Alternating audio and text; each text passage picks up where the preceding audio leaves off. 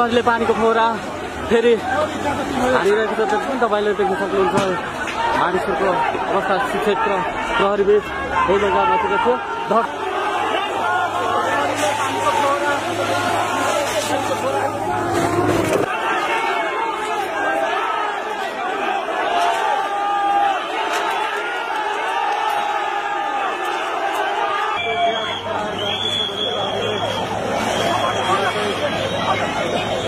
अवस्था भयावह बनेको छ। जसरी तपाईँले देख्न देखिराख्नु भएको छ। प्रहरीले लाठी बसाएको छ।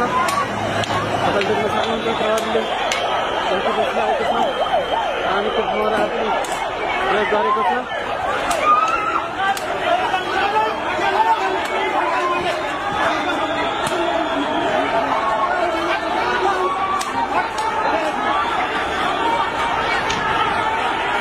डस्टबिन शिक्षक र विद्यार्थी बीच हानाहानको अवस्था आइरहेको छ।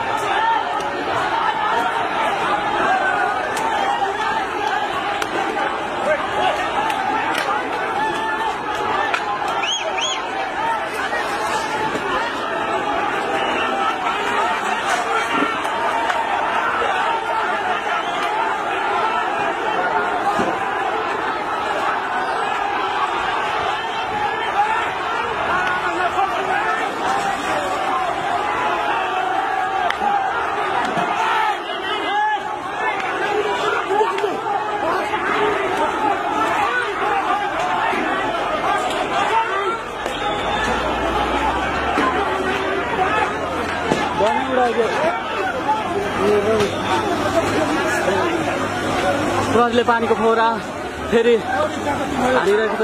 तपाईँले देख्न सक्नुहुन्छ मानिसहरूको अवस्था शिक्षक र प्रहरीबीच गोलगाल मचेको थियो।